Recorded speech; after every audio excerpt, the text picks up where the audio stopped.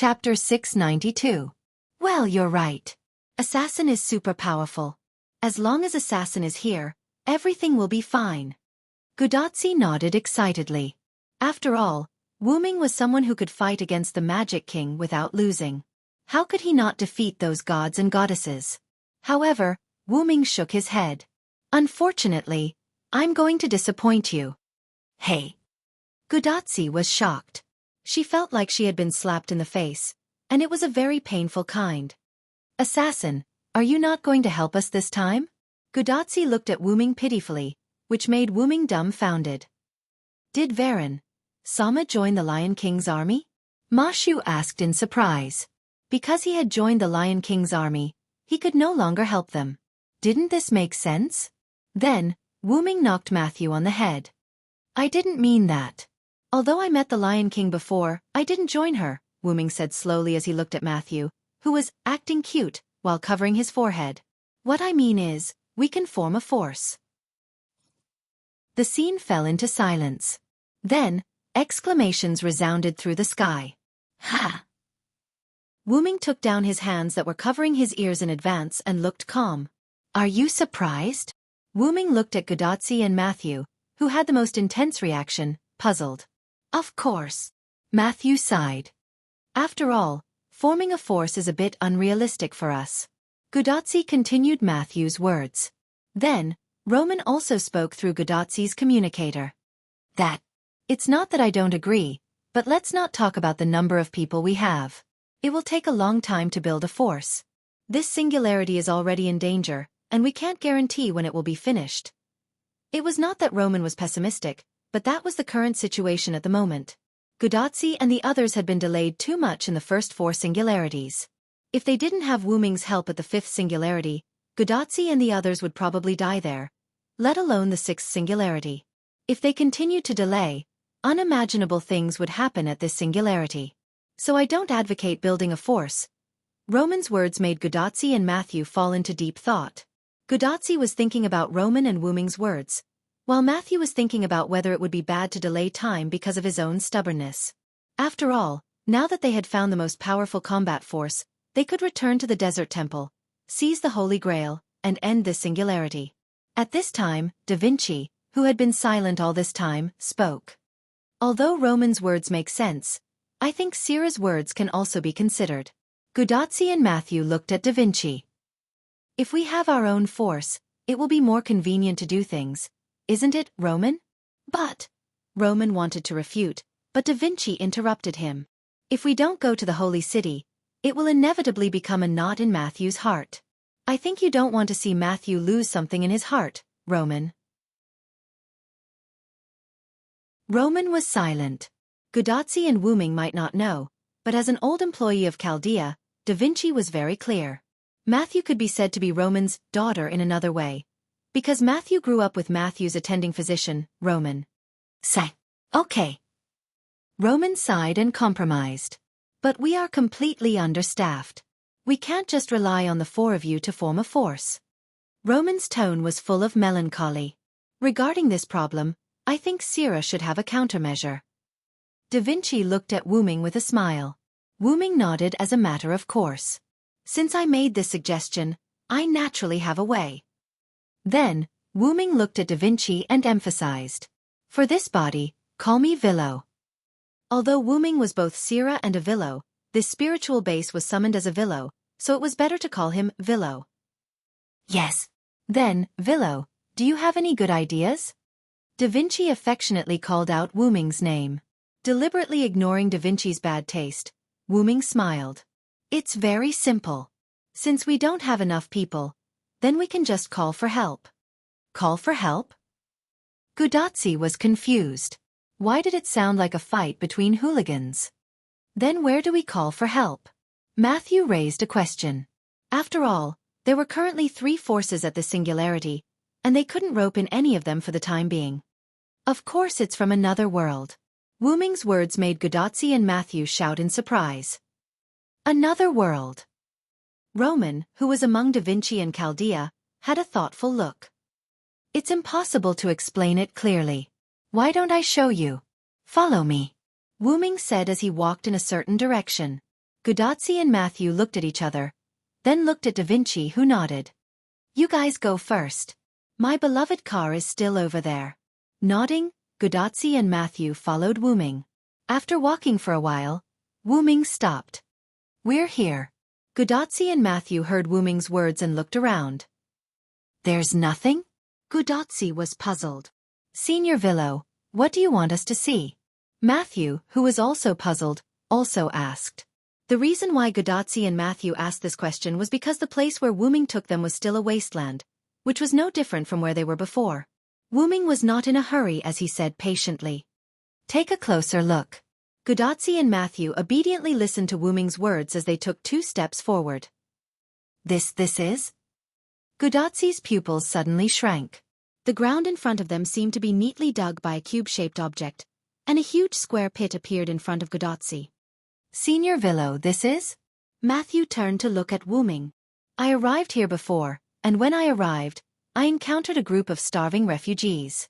This is the trace I made to trap them. That's right, the place where Wu Ming took Gudatzi and Matthew to was the place where Wu Ming first arrived. Just, Gudatzi and Matthew clicked their tongues. Wu Ming's move was already very powerful in their opinion. Then why did you bring us here? Gudatzi was puzzled. Was it just to show off? But that was impossible. Although they had only known each other for a short time, Gudatzi thought that the Wu Ming she knew was not a person who liked to show off. The reason why I brought you here is because I'm going to use this place as a base. Base.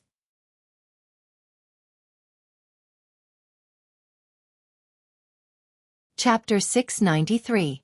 Yes, it's a base. After all, if you want to establish your own force, how can you do it without a base? Ramses II had the Great Shrine, Artoria also had the new holy city, and even the Hassans in the north had intricate mountains as cover. Therefore, establishing a base was a very important thing for a force. Although I don't think we'll be able to use it. Wu Ming muttered. Ha! Assassin, what did you say? I didn't hear you clearly? Gudatzi heard Wu Ming's muttering and asked curiously. It's okay, by the way, where did Da Vinci go? Wu Ming quickly changed the topic. Da Vinci went to find the car she made, Gudatzi replied. Made the car? This made Wu Ming confused. Could Da Vinci still make the car in this situation? Immediately, Matthew explained. Yes, Senior Villo, we got a lot of materials from the shrine in the desert, including some wood, and Da Vinci used the wood to make 2 working wooden cars. They left the desert in Da Vinci's car. After leaving the desert, Da Vinci noticed that there was a situation ahead, so he temporarily hid the car and walked with Gudatzi and Matthew to check the situation. So when Wu Ming saw Gudatzi and the other 2, there was no car around them. However, Wu Ming didn't know what to say about Da Vinci, making a car with only wood. He could only say that Da Vinci was worthy of being called a genius. Don't worry about Da Vinci, assassin. How are you going to call helpers from the other world? Is it in the form of heroic spirit summoning? Gudatzi showed a strong desire for knowledge. Almost. Wu Ming nodded. Wu Ming was preparing to summon the helpers he needed in the form of a servant. Then, Wu Ming walked in front of Gudatzi and Matthew. Both of you step back. I'm going to start the summoning ritual. Seeing how serious Wu Ming was, Gudatzi and Matthew couldn't help but gulp and step back. Wu Ming took a deep breath and exhaled. Buzz. With a humming sound, several golden ripples spread out around Wu Ming. Along with the appearance of the golden ripples, silver-white chains emerged from Wu Ming's golden ripples. These were all pseudo-heaven locks that Wu Ming had prepared to use as materials for the summoning array. With Wu Ming's current ability, it was a piece of cake for him to create a pseudo-heaven lock using advanced item creation. Whoosh! The chains swayed and made a clattering sound. One by one, the chains formed a variety of shapes above the pit in front of Wu Ming. There were arcs, right angles, straight lines, curves. All sorts of arcs, lines and angles were pieced together by Silence Will as if they were building blocks. Gradually, countless pseudo-heaven locks connected one after another, forming a huge magic array. Finally, 2 pseudo-heaven locks extended from the magic array and came in front of Wu Ming. I hope it works, Wu Ming said, holding the 2 pseudo-heaven locks with both hands. Buzz! Immediately afterward, Wu Ming injected the magic power in his body into the 2 pseudo-heaven locks, and blue magic flames visible to the naked eye appeared on the two pseudo-heaven locks. And these two pseudo-heaven locks were connected to the magic array constructed by a large number of pseudo-heaven locks. So Wu Ming's magic power actually flowed into the magic array. Wu Ming continued to inject magic power, and the entire magic array composed of pseudo-heaven locks burned. The burning of the huge magic power caused the surrounding magic power to become restless. The atmosphere also became unstable, and it began to flow violently. In short, it produced some weak hurricanes in the surroundings. "Senior, please be careful," Matthew said solemnly, while coming in front of Gudatsi and blocking in front of her with his shield. Although Matthew also believed that Wu Ming would not harm them, as the follower of his senior Gudatsi, Matthew also had to do a good job of protecting her. At the same time, Roman's voice suddenly came from the communicator on Gudatsi's wrist. "What are you doing over there?" "Doctor? What's wrong?" Gudatsi raised her wrist to her chest and asked puzzledly. "Chaldea's instrument shows that there is a fiercely burning magic power source next to you, and its magic power is comparable to the magic power consumed by multiple first-class servants to release their noble phantoms. Zzz. It's still going up. Zzz. Before Roman finished speaking, the communication between Chaldea and Gudatsi was disconnected. "Hello? Hello? Doctor? Doctor? Are you still there, doctor?" Gudatsi shouted to her bracelet. "Senior, it may be that Villow's magic array temporarily disrupted the surrounding magic power, causing us to be unable to receive Chaldea's magic signal."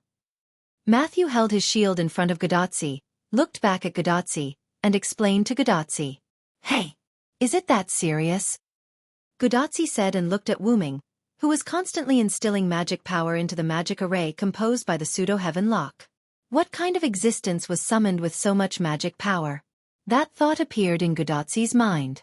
Matthew was shocked by Wu Ming's current behavior, but the most important thing for her now was to protect her master, Senpai. "However, one thing is certain, Senpai. We may have a very powerful helper this time."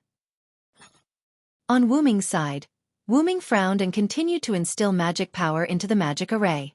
Wu Ming's main body's magic power was indeed boundless, and the magic power of Wu Ming's servant's body was much more than ordinary first-class servants. However, Wu Ming's servant's body was not his main body after all. There was a lot of magic power, but there would eventually be a limit to it. If the magic power of Wu Ming's servant's body was exhausted, then Wu Ming would comply with the rule that the servant has no magic power and cannot maintain the manifestation, and withdraw. Now, Wu Ming's huge magic power had been consumed by 2/3. Wu Ming decided that if half of the remaining 1/3 of magic power couldn't summon what Wu Ming wanted, then Wu Ming would give up. After all, Wu Ming himself had to leave a guaranteed amount of magic power. Then transfer it in one breath. Wu Ming gritted his teeth, divided the remaining 1/3 of magic power in his body into 2 parts, and extracted one part of the magic power and instilled it into the pseudo-heaven lock. Boom! The 2 pseudo-heavenly locks that Wu Ming was holding were broken.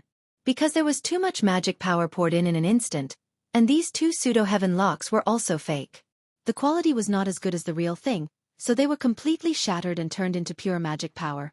However, it didn't matter even if these 2 transmission links were broken because the magic power that had been formed was still connected to the magic array. Even the magic power generated after the pseudo-heaven lock was absorbed and used as a burn for the magic array. And just when this huge amount of magic power was poured into the magic array finally lit up. Chapter 694. The light of the magic circle was like the sun, and Gudatsi couldn't help but close her eyes, cover her eyes with her hands, and curl up behind Matthew. Although Matthew, as a servant, was much better than Gudatsi, she couldn't help but shrink behind her shield, not daring to see what was happening in front of her. However, whether it was Gudatsi or Matthew, both of them had the same thought in their hearts, that was, Wu Ming succeeded. Gradually, the light of the magic circle gradually dissipated, and the pseudo-heavenly lock that constituted the magic circle also seemed to have lost its light and shattered all of a sudden. Gudatsi and Matthew, who heard the sound, couldn't help but poke their heads out from behind the shield, looking forward curiously. The 2 of them didn't return to their senses for a long time. In the sky directly in front of the magic circle composed of the pseudo-heavenly lock, there was a behemoth floating at this moment. The floating island was like a giant tree floating silently in the air. The blood-red roots that were filled with the smell of blood floated in the air like a turf. Instead of leaves, there was a dazzling blue-green crystal. However, this guy was not a tree, but a fantasy species that could move freely and looked like a floating tree. Abendheim. However, its huge size, coupled with the height of the floating island, gave people the impression that it was a mountain range rooted in the earth. If it weren't for Godotzi and Matthew being close to it, they would have thought that the floating island was a mountain. Anyway, the diameter of the floating island was completely immeasurable by the eyes of Godotzi and Matthew. Both of them even thought that the entire barren land around them was occupied by this floating island. However, the point was not here. What attracted Godotzi and Matthew was the beautiful figures with wings that flew out of the leaves of the blue crystal. Maybe they were real angels. These angels were all in the shape of young girls, and they all had a peerless appearance. However, the strange thing was that these angels were all wearing sleeveless tops, panties with ribbons and pendants, and asymmetrical pants. Even their shoes and socks were asymmetrical. Although they were wearing clothes that didn't match, the golden ratio bodies of the angel girls were still perfectly displayed.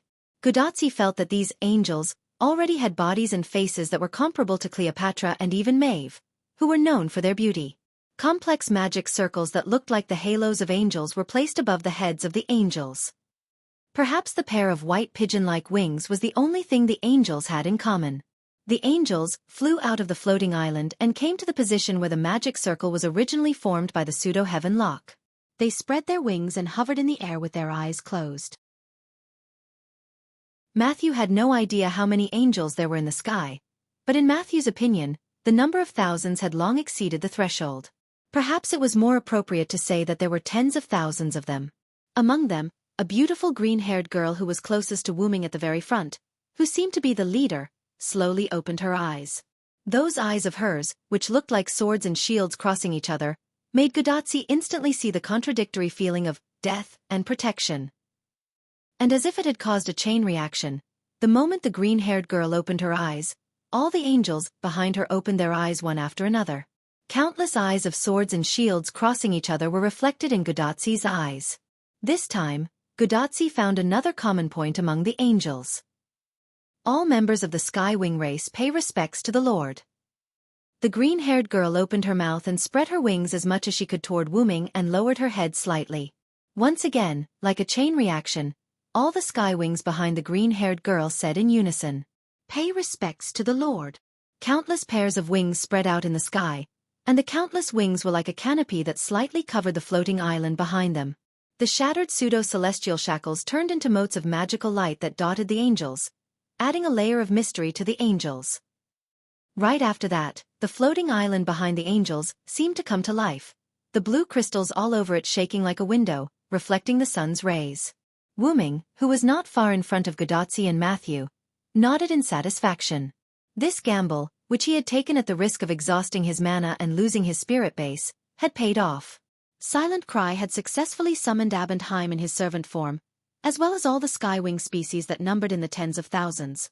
However, it was reasonable to say that Wu Ming should not be able to use the dependence of one of the 12 avatars, which meant that Wu Ming should not be able to summon the Skywings. Although Wu Ming was currently in his servant form, it did not mean that he was completely a servant. Before becoming a servant, Tyrant, he was still a root dragon. Wu Ming had channeled part of the 12 avatars' abilities into the spirit base, but Wu Ming was afraid that he would attract Gaia's attention if he were too ostentatious. Gaia should also be in a heavily injured state at this moment, and Silent Wonder had confirmed that this singularity was not directly caused by the other party, but indirectly. In other words, the other party did not actually have control over this singularity. However, Wu Ming could not guarantee that the other party would not come after him directly. Wu Ming, who had yet to find his main body, did not dare to be so ostentatious. Therefore, Wu Ming channeled the weakened versions of the 12 avatars into the spirit base, but the price was that their power was greatly reduced, and each ability could only be used once. Wu Ming was able to summon the Skywing race and Abendheim from another world as his servant by using his one-use dependent to transform himself into a holy relic. As for why he summoned them in their servant form, it was because if they died in this world as servants, their main body in the other world would not die.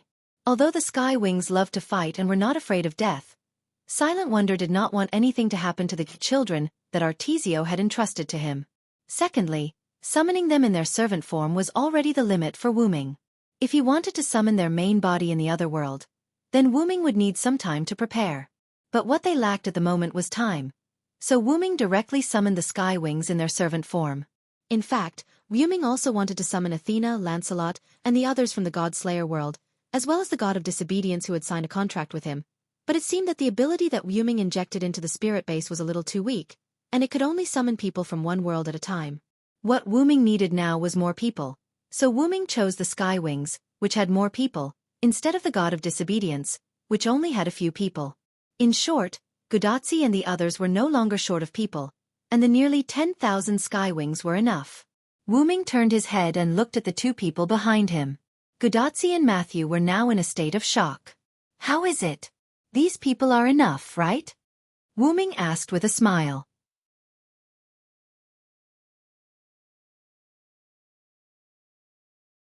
Chapter 695. Gudatsi and Matthew were speechless. All they could do was nod their heads.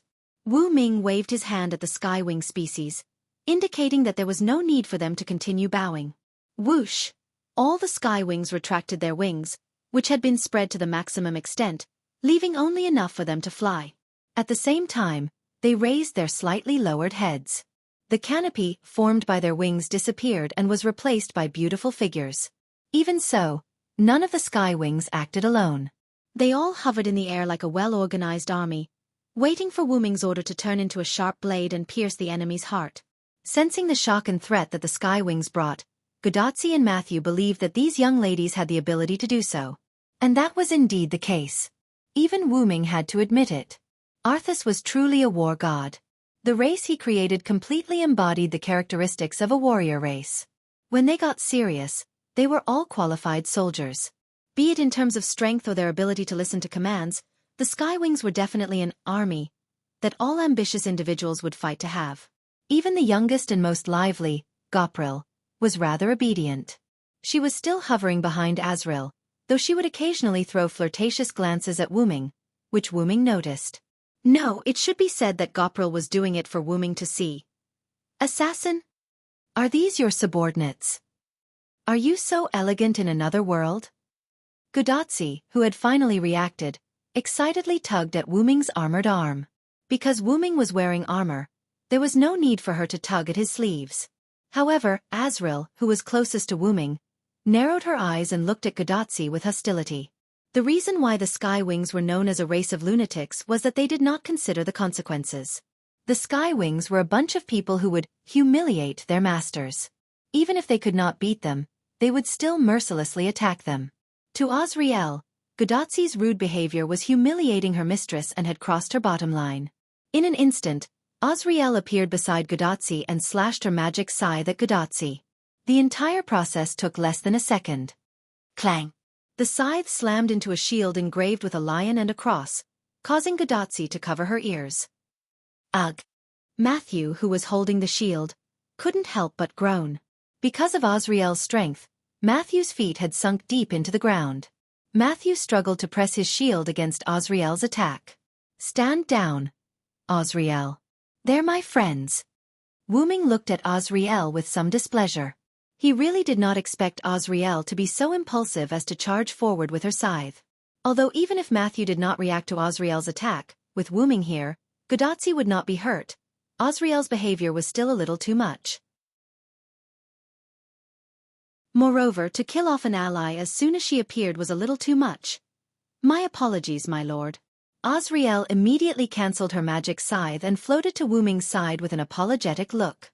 Even Azrael felt so guilty that she did not even have any quirky words. Are you all right, Tachika, Matthew? Wuming looked at Gudatsi and Matthew with concern. I'm fine. It's just that the impact just now was a little loud. Gudatsi helplessly pinched her ears. She felt that if the sound was a little louder, she would go deaf. I'm fine too, Vilo-senpai. As a subservient and a shield-bearer, Matthew's physical fitness was still good. At least, Matthew was able to withstand the blow just now. After that, Matthew showed a look of disappointment. I just didn't expect that Vilo-senpai's subordinates in the other world were so powerful. Although Matthew was indeed a noob, she had grown a lot after going through 5 singularities. Now she could be regarded as a second-rate top servant. But she still felt that Azriel's attack was a little difficult. Matthew was sure that if Azriel attacked twice more, his shield would be gone. In other words, Azriel had at least the strength of a first-rate servant. However, he still couldn't protect his senpai well. Thinking of this, Matthew sighed in disappointment. It's just that Azriel is one of the strongest skywing species. If it were other ordinary skywing species, it wouldn't be so exaggerated. Wu Ming comforted Matthew. Yes, Azriel was able to knock Ma Xu's shield out of her hands in 3 attacks, while the other skywings would only need 5, 6, or even 7 or 8 attacks to knock Ma Xu's shield out of her hands. Indeed, it wasn't that exaggerated. Then, Wu Ming looked at Azriel. He was ready to punish her. What's the matter, Azriel? You shouldn't be an impulsive person, right? Wu Ming looked at Azriel, puzzled. Although he said that he was going to punish her, Wu Ming was not a bad person, so he was just asking. As the first prototype of the skywing species, Azriel was originally the leader of the skywing species when Arthas was not around. Her personality was also not as, well, as irritable as the other skywing species, so how could she suddenly attack over such a small matter? It was not just Wu Ming who understood this. Azriel naturally understood this as well, which was why she felt guilty about her actions. As the commander of the skywing species, not being able to control her emotions well was a failure. Azriel understood this very well. However, the skywing species were a warlike, easily irritable, and easily excited race, so Azriel's impulsiveness was nothing. Whether it was Arthas, Wu Ming, or even Azriel herself, no one had stipulated that Azriel should go against her nature. After all, it would be too much to force someone to go against their nature. However, as the commander of the skywing species, Azriel really should not have been so impulsive. After all, Azriel was a senior who had lived for more than 10,000 years. How could she be so impulsive like a young brat? Moreover, any skywing species could tell that Gudatzi and Wu Ming had a good relationship. Yet Azriel still attacked when Gudatzi was recklessly tugging at Wu Ming. Master, I don't know what's going on either. I feel like I'm very impulsive now, but it seems that at the cost of this, my various ability values have increased quite a bit. Meow. Azriel, who had just attacked, was very sure that her strength, speed, and even magic capacity had increased quite a bit. Wu Ming was taken aback, and he had some guesses in his mind. Then, Wu Ming looked at Azriel attentively, trying to see something. In the end, he really did see something. So that's how it is.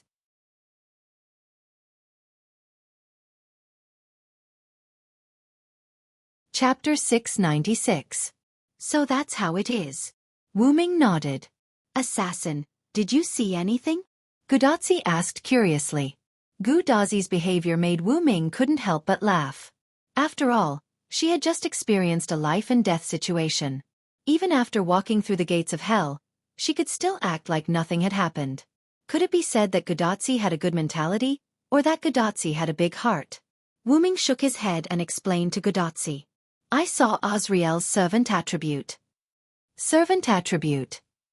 Gudatzi and Matthew could not help but exclaim. Yes.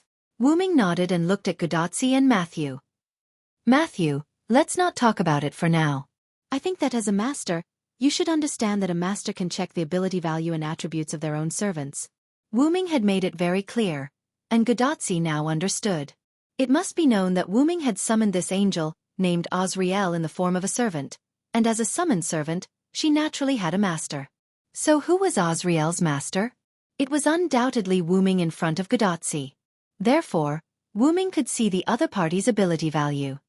Azriel was summoned as a berserker, so she has the berserk skill to sacrifice her rationality in exchange for an increase in ability value. However, because she was not a regular heroic spirit, Azriel did not lose her rationality. But it was not that she was not completely affected. Azriel just became a little impulsive. That was the reason why Azriel had suddenly become violent. Not only that, but the other skywing species were all summoned as berserkers, Wu Ming said, looking at the skywing species floating in the air. Unlike a senior like Azriel, many of the other skywings had been deeply affected by the berserk effect. If one were to look carefully, they would discover that many skywings had a hint of irritation in their eyes as they crossed their swords and shields. They had already been floating in the air for a while, and they had already developed quite a bit of arrogance, as if they were already impatient. However, his loyal heart still suppressed the negative effects of berserk. Sure enough, summoning all of them in such a hurry has created a drawback, Wuming said with some self-reproach. If Wuming was given enough time, he could guarantee that he could summon the Skywing breeds that were not affected by their class at all, unlike now, where the majority of the Skywing breeds he summoned were filled with arrogance. Fortunately, the strength of the Skywings was not suppressed. Instead, it was boosted by the berserk state. Generally speaking, after a heroic spirit descended in the form of a servant, its strength would be more or less weakened. After all, it was not its main body. However, the Skywing breeds were not heroic spirits, and Wuming had summoned them using his kin as a holy relic. For various reasons, the summoned Skywing breeds were not weakened at all, and all of them were summoned with their strength boosted by the berserk state. Sigh. It feels so awesome. Gudatsi looked at Wuming like a fangirl. Even Matthew kept nodding his little head to express his admiration for this senior Villo. At this moment, the sound of a car could be heard by Wuming, Gudatsi, and Matthew. The sound of a car? Wuming was taken aback. Could it be that Da Vinci had driven over? Ah, it's Da Vinci's car. Matthew, who had already begun to observe, exclaimed. Wuming looked in the direction Matthew was looking, and Wuming saw a simple convertible car made completely of wood driving over. The person sitting in the driver's seat was the familiar face of Mona Lisa. Wuming looked speechlessly at the small car under Da Vinci. It was completely made of wood. Fortunately, this car is powered by magic. Wuming sighed. Otherwise, Da Vinci would not be a genius but a god. If this car was not powered by magic but by gasoline, Wuming would really have to bow down to Da Vinci, who had only used a few pieces of wood to build a modern car. This was as shocking as an ordinary high school student building a nuclear bomb in an ordinary laboratory. Hey, your genius Da Vinci is here. Da Vinci drove the car while greeting Wuming and the others who had already approached. Looking at the wooden car with a braking system better than any modern car, Wuming could only smile awkwardly. If Da Vinci was a businessman in modern times, he would definitely make a lot of money. Gudatsi and Matthew nodded silently when they heard this sentence. When Da Vinci used wood to build this car in a very short time, we also had the same idea. After all, the things born from this guy's hands could completely replace modern products with the same performance. However, even so, Wuming always felt that even if Da Vinci became a businessman, others would definitely call him a black-hearted businessman. There was no other reason, it was just intuition. Oh, I was just wondering why there was suddenly a large amount of magic fluctuations here. It turns out that someone summoned a servant here. As a genius, Da Vinci saw the form of the Skywing species floating in the sky, including Azrael, at a glance. There were tens of thousands of angels here. All of them were servants, and they were not weak ones. Is it something that Villo did personally? It's really surprising. There are so many servants here. Are you the master of all of them? Da Vinci said jokingly, but Gudatsi and Matthew now reacted and screamed. Hey, hey, hey! That's right, these are all servants summoned by Assassin Villo, alone, and Assassin Villo just said that she was their master. Doesn't that mean that these tens of thousands of strong servants are all supplied by Assassin Villo alone? How much magic does that require? Is Assassin Villo the reincarnation of the Holy Grail? You guys think too highly of me. Even I can't provide magic for tens of thousands of first-class servants at the same time. Wuming, who understood why Gudatsi and Matthew were screaming, helplessly smiled and shook his head. Because I used a special method to summon them, so I only have a master-slave relationship with them. Whether it's the magic to maintain the present world or the magic to fight, they provide it all themselves. The magic I used before is stored in their bodies. What do you think Wuming used so much magic for? How could it be used just for summoning? The magic was distributed to the tens of thousands of Skywings and Abendheim. So that's how it is. Gudatsi and Matthew breathed a sigh of relief. But doesn't that mean that Villo's magic is comparable to tens of thousands of servants? Da Vinci tilted his head and asked curiously. Hey, hey, hey, hey! Gudatsi and Matthew screamed.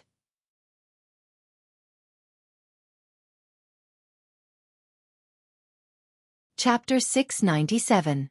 A few minutes later, Gudatzi and Matthew calmed down. Yes, what else could they do but calm down? Hugging Wu Ming's thigh and shouting, "Big boss, please take me along?" In short, whether it was Gudatzi, Matthew, or Da Vinci, after experiencing this incident, they clearly realized the horror of Wu Ming's EX-level magic attribute. No wonder Assassin made a holy grail for him. This was from Gudatzi. Although the holy grail that Wu Ming created back then was only used to provide mana. That was already very shocking, alright. In addition to the shock of Wu Ming's magic attribute, Gudatzi also reconnected with Chaldea. Gudatzi and Matthew told Roman the reason for the disconnection, and the reason why nearly 10,000 servants appeared. Then, a scream comparable to Gudatzi and Matthew came from Gudatzi's bracelet communicator. What? Gudatzi disdainfully stretched her arm as far away as possible. If she could, she really wanted to throw away the communicator that was used to contact Roman because Dr. Roman was really too noisy. In the past few months, Roman's mood has been fluctuating a lot. He always likes to shout. As a doctor, Roman knew that it was not good for his health. But he couldn't help it. Since he met Wu Ming, his heart was often stimulated. How is this possible? Villo is now in the servant state. Let's not talk about the limitations of summoning servants from another world.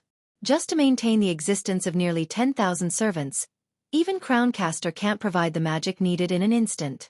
Roman, who was in Chaldea, looked at the number of servants displayed on the big screen. He was completely crazy. At this moment, there was only one thought in his mind. This was way too freakish.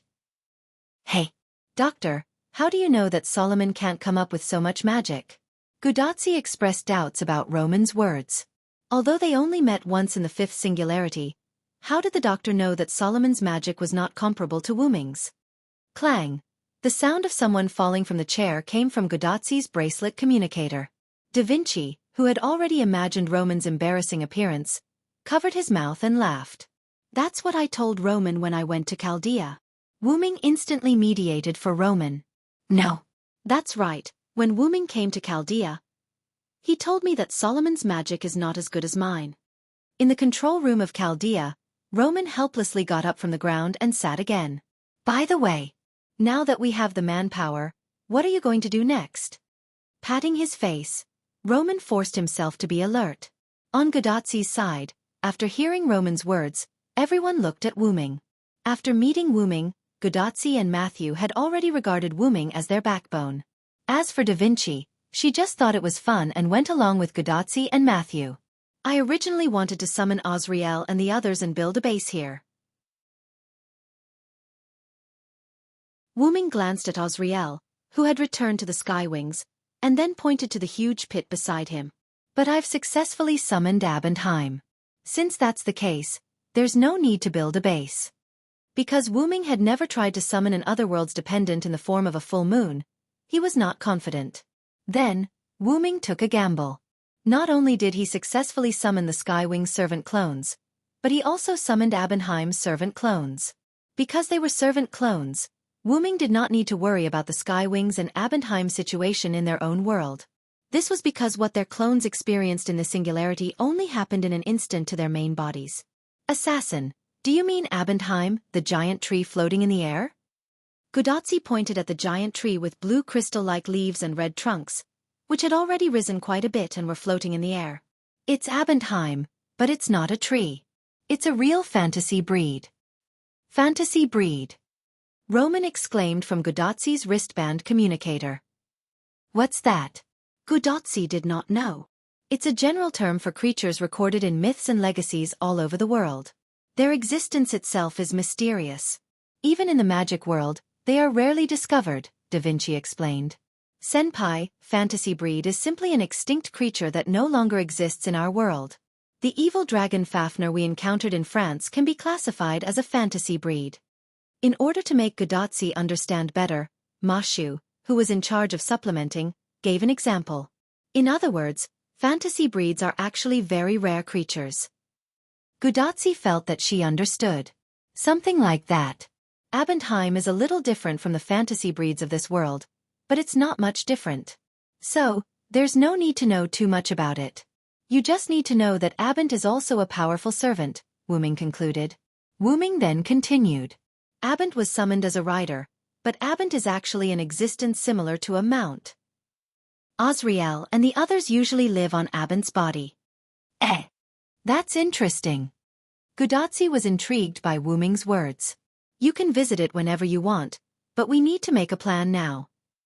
Wu Ming's words made Gudatsi nod quickly. Because Abent itself is a flying fortress, and Osriel and the others are also a powerful combat race, the Skywing species. So, there's no problem with manpower and combat power. Skywing species? Matthew looked at the angels still floating in the sky, but he did not underestimate them. Osriel's previous attack was still fresh in Moshu's memory.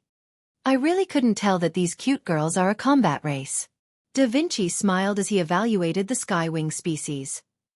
I'll accept Da Vinci's praise for my Skywing species. Now, I'll talk about my plan. Wu Ming became serious. Let's not worry about the mountain folk in the northern mountains for now. As a new force, the Lion King and the Sun King on the east and west will definitely be on guard, and I don't think they want to have another enemy for no reason. So, our new force will send an ambassador to negotiate with the Lion King and the Sun King. In this way, so we can see the Lion King legitimately.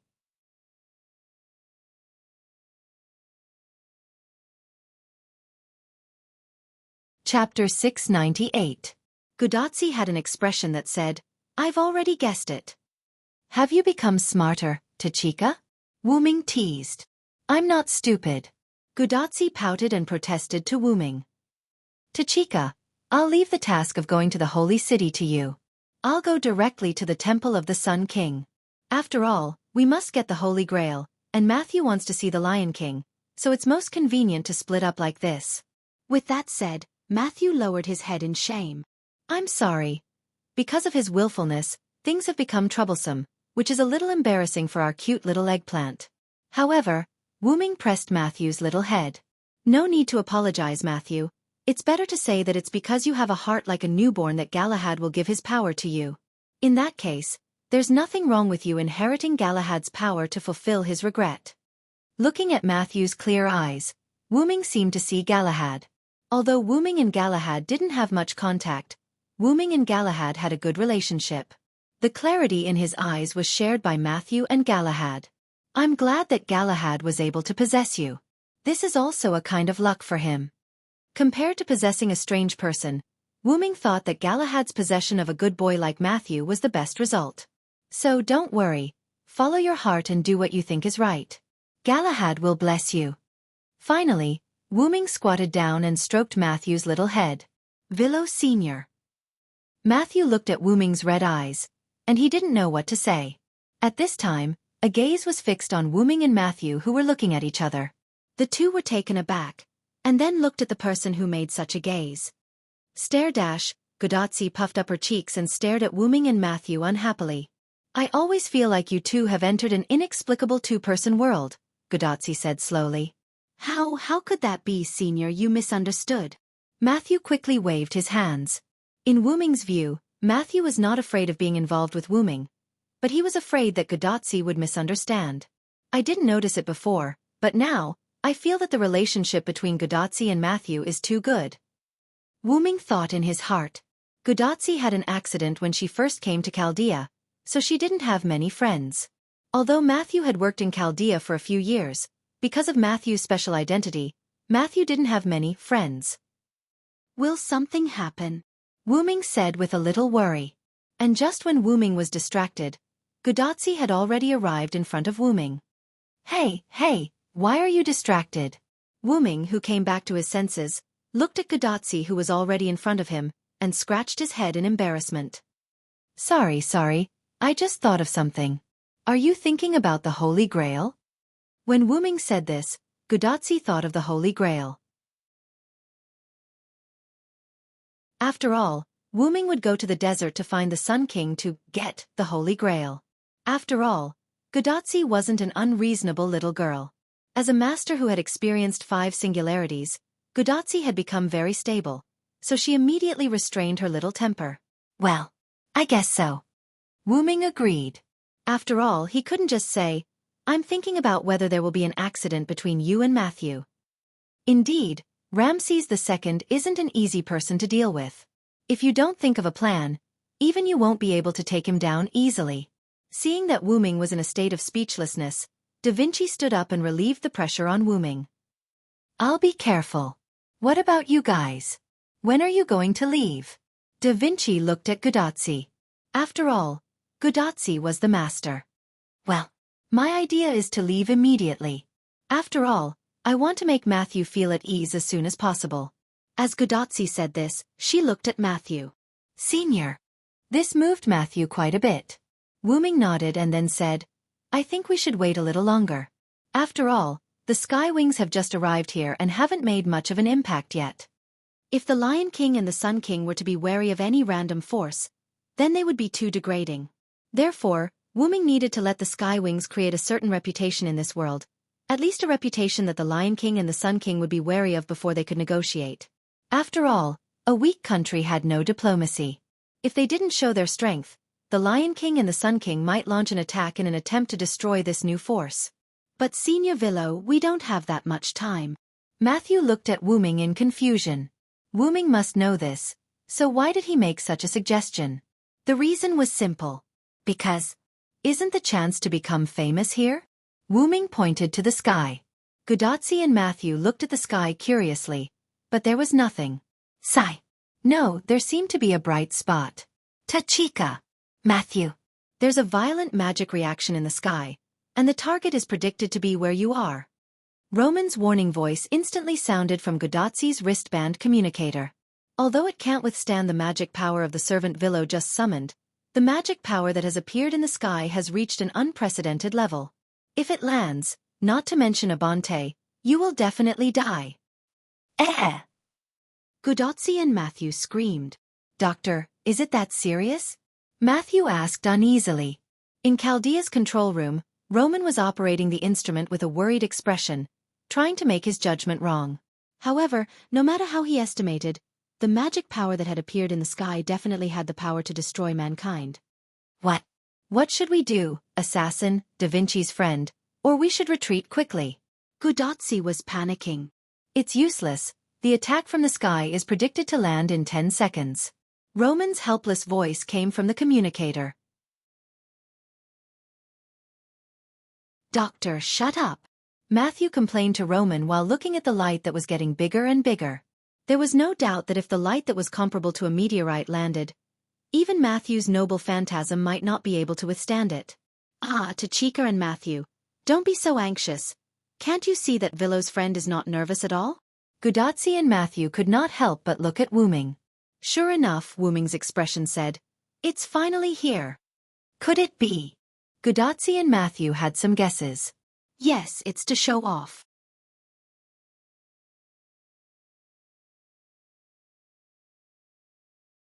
Chapter 699. Wu Ming knew very well what the light in the sky was. It was an attack from Artoria's holy lance, Lungaminiad. The Lion King and the Sun King must have sensed the magic fluctuations from Wu Ming's summoning of nearly 10,000 servants. Even if the Lion King had fallen into a deep slumber after Wu Ming's departure, he must have been awakened by the powerful magic fluctuations. How could she allow others to sleep beside her bed? The Sun King alone was enough of a headache for Artoria. How could she allow another mysterious force to disturb her? Thus, Artoria threw the power of the Holy Lance into the sky, allowing it to freely fall and hit the enemies in the distance. It was not an exaggeration to say that it was comparable to an intercontinental missile. This was how the craters in the surrounding wilderness were created. The Holy Lance's attack had different power depending on the amount of magic the user injected. The craters in the wilderness were different in size due to the Holy Lance's power. According to Wu Ming's judgment, the target of the Holy Lance's attack was undoubtedly the Skywing species. Through his magic, Wu Ming could tell that the Holy Lance's attack could at least completely wipe out the Skywing species. Of course, that was if the Skywing species did not resist at all. However, how could the Skywing species not resist? Azrael, quickly prepare Sky Strike, Wu Ming ordered, and the Skywing species began to move. In truth, even without Wu Ming's order, the Skywing species were already restless. It was not that they were afraid of being killed by the Holy Lance's attack, but rather that they had been floating in the air, without moving for a long time. What was the way to relieve the Skywing species' restlessness? Naturally, it was to release the pressure such as using Sky Strike. All Skywing species, prepare Sky Strike. After Wuming gave the order, Azrael began to issue orders to the Skywing species. The impatient Skywing species naturally got into formation very quickly. The Skywing species arranged themselves in a pyramid-like formation in the sky, with Azrael at the top of the pyramid. As weapons of war, the Skywing species had the ability to combine their strength. In other words, the Skywing species had the ability to combine their attacks and release them together. In their world, because Wuming was holding Arthas back, the Skywing species were unable to release the Divine Strike led by Arthas. They could only release the weaker pseudo-Divine Strike. However, its power was enough to suppress the Forest Goblin's Zeroth Void Blessing, which was caused by the Fantasy Breed's self-destruction, and the Goblin's Marrow Explosion, which used the Spirit Marrow as a fuel and had a power comparable to a nuclear bomb. Naturally, Sky Strike was weaker than Divine Strike and Pseudo-Divine Strike, but Wuming did not think that Artoria needed to use Pseudo-Divine Strike this time. All the Skywings could use Divine Strike together. Most importantly, the Pseudo-Divine Strike was a killer move that the Skywing breeds poured all their energy into. Once the Skywing breeds used too much energy, their bodies would deteriorate, and their strength would be greatly reduced. Therefore, if they used Pseudo-Divine Strike now, the Skywing breeds would basically have no combat strength left. By the way, because Wuming summoned the Skywing breeds in the form of servants, the energy in the Skywing breeds' bodies was no longer spirits but magic power. However, this did not affect the Skywing breeds' ability to release their skills. Or rather, they should be called noble artifacts in their current form. A large amount of magic power gathered from the pyramid-shaped Skywing breeds, and a huge energy ball containing terrifying magic power appeared above Azrael.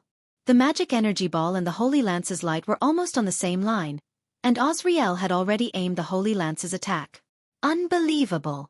The magic power of nearly 10,000 servants has all gathered together as if they have become a single servant. Roman, who was sitting in front of the big screen in Chaldea, exclaimed in disbelief as he looked at the data displayed on the screen. Ha! The magic power of nearly 10,000 servants? How terrifying is that? Gudatsi looked at the huge energy ball above the Skywing breeds and gulped. I'm afraid that's already an EX-grade noble artifact. Da Vinci smiled as he watched the activation of the noble artifact. As expected of Senior Villo's subordinates in another world. They're so strong. Matthew nodded solemnly. Only Wuming did not say anything. He just watched quietly, watching the Skywing breed's debut in this world. Sky Strike has been aimed. Azrael's expression became serious. As she spoke, the magic power leaking from the Skywing breeds, including her, instantly dissipated like the calm before the storm. Meanwhile, the eyes of the Skywings that were struck by the swords and shields changed, all of them turning into sharp scarlet swords. The Skywing breeds had accepted Wuming's contract and obtained the power of protection. They had broken away from the original concept of war weapons and god-slaying weapons and became a normal race. However, this did not mean that the Skywing breeds were no longer god-slaying weapons. Now the Skywing breeds had switched back to being god-slaying weapons, and because of Wuming's contract, they were even stronger than before after switching back to being god-slaying weapons. Tachika, Matthew, come behind me, Wuming said to Gudatsi and Matthew without looking back as he stared at the sky. Ha! Gudatsi and Matthew were stunned, somewhat confused. It's best to listen to Villo. If such a powerful magic attack is released, I'm afraid you'll all be blown away. Roman, who seemed to have seen the future, explained nervously. Gudatsi and Matthew were dumbfounded. Was it that dangerous? They could not even watch from the sidelines. Okay, be obedient. Da Vinci personally dragged Gudatsi and Matthew behind Wuming. Watch carefully. Their Sky Strike is enough to penetrate the sky. Wuming looked at the Sky Strike, which had turned into a sharp cone because the target was an individual and not a group. It was aimed straight at the Holy Lance attack that had already arrived above the Skywing breeds. Sky Strike. There were no fancy words, just heavenly strike. Immediately afterward, Azrael's words made the Skywing breeds shoot out the Sky Strike energy body like a gun that had pulled the trigger. Boom! The Sky Strike energy body's instantaneous eruption stirred up the surrounding atmosphere and mana, forming a shockwave that surged toward the Skywing lifeforms and below. The ground was directly lifted, and even the air in the central area below the Skywing breeds was temporarily squeezed out for a moment.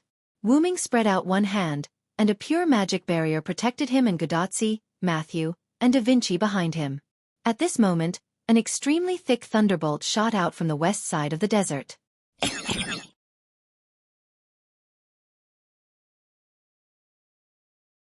Chapter 700. Senior Villo.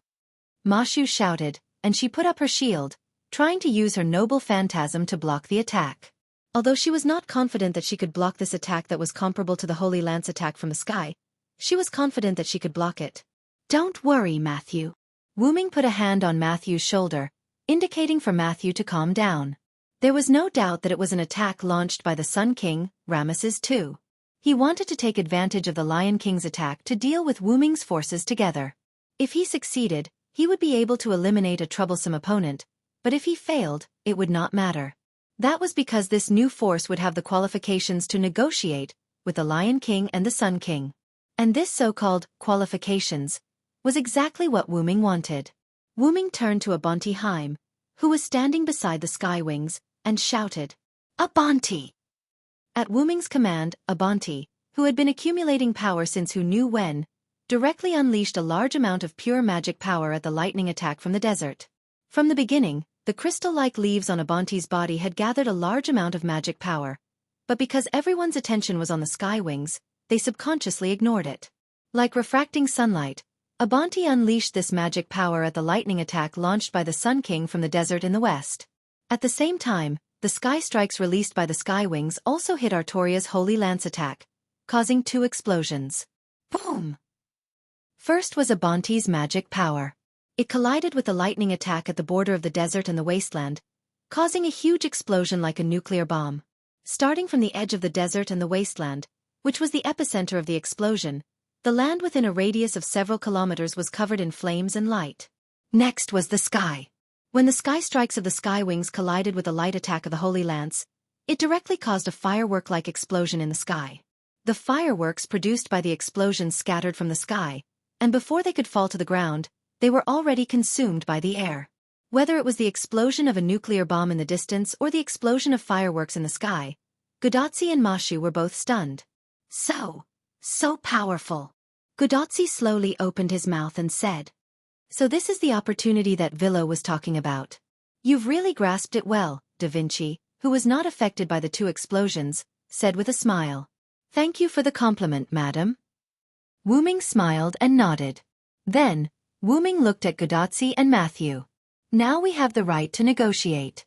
Get ready to set off, Tachika, Matthew." The 2 were stunned for a moment before their expressions became firm. Then, Gudatzi and Matthew nodded at Wu Ming at the same time. Yes. Gudatzi and the other 2 left. No, it should be said that Gudatzi, Matthew, and Da Vinci left with a small beast. Gudatzi and Matthew rode in the wooden cart driven by Da Vinci and headed east to the location of the holy city that Wu Ming had told them. When Wu Ming watched the 3 leave, he vaguely saw a small white beast come out of the supplies on the wooden cart and run into Matthew's arms. Wu Ming didn't know if it was an illusion, but he seemed to see the little beast named Fufu glance at him. "That little guy seems to be avoiding me." Wu Ming narrowed his eyes and looked at Da Vinci's self-made wooden cart that could no longer be seen. Whether it was in the burning Winterwood City, in America, or now in the Middle East, Fufu would not appear in front of Wu Ming. In other words, it was trying to avoid appearing in front of Wu Ming. Wu Ming was 80% sure that Fufu was definitely not as simple as it looked. However, Wu Ming was sure of one thing. The creature named Fufu was not malicious to Gudatzi and Matthew. On the contrary, Wu Ming even felt that Fufu was very close to Gudatzi and Matthew. Sure enough, Tachika is a magical existence. Wu Ming remembered what Zelik once said to him. "Let's go and find that person who is connected to many stars and can resolve this crisis." That was what Zelrich had said at the time. The crisis should be this time's burning of humanity, and the person who has connections with many stars, I'm afraid. "It should be Tachika," Wu Ming indifferently said. "If it's me, I should be considered one of these stars," Wu Ming said as he looked into the distance. Master, what should we do next?" Suddenly, an extremely pleasant and excited voice entered Wu Ming's ears. "Gopril." Wu Ming curiously turned his head. This was undoubtedly Gopril's voice. Little Gopril, that was rude, meow. Azrael chased after her. Ma, what's the matter? It's rare for me to come to another world, so I have to have fun, Gopril excitedly somersaulted and impatiently said. Wuming helplessly smiled. Among the Skywings, probably only Gopril would be so bold to chat with Wuming. However, Wuming rather liked this sort of boldness. Looking at the other Skywings still floating in the air, waiting for orders, Wuming said. Let the other Skywings rest first, Wuming said. Even after becoming servants, the Skywings still retained the disadvantage of their race, which was that once they overused their elves, they would degenerate into a powerless infant state. And this disadvantage for the servants was that once their mana was exhausted, they would disappear and leave the stage. This was because Wuming had used a special method to summon the Skywings. Wuming did not need to provide mana for them to appear in the real world. The mana used to summon them was stored in the bodies of the Skywings, becoming the mana they needed to maintain the real world. Although this method was very convenient, the Skywings were unable to control the Holy City's mana. Thus, once the mana in their bodies was exhausted, they would immediately leave. The Sky Strike just now was unleashed by all the Skywings at the same time, and they did not use their full strength. There was no need for her to go all out for a mere show of strength, not to mention that doing so would cause her to leave the stage. Thus, Azrael did not have the Skywings invest much mana, only enough to offset the Holy Lance's attack. However, even if that was the case, the amount of magic power contributed by the Lion King was not a small amount. The attack launched by the Lion King with the Holy Spear was not a casual attack, but a powerful attack. After all, Artoria would not underestimate any potential enemy. As a result, the amount of mana that the Skywings expended when they released Sky Strike was already 1/10 of their total mana. Wuming felt that it was best to let them rest for a while. Yes, meow. Azrael released a burst of energy in the direction of the Skywings. When the Skywings floating in the air saw this, they immediately returned to Abinth. This was a command signal exclusive to the Skywings. So, Master, what do we need to do next, meow?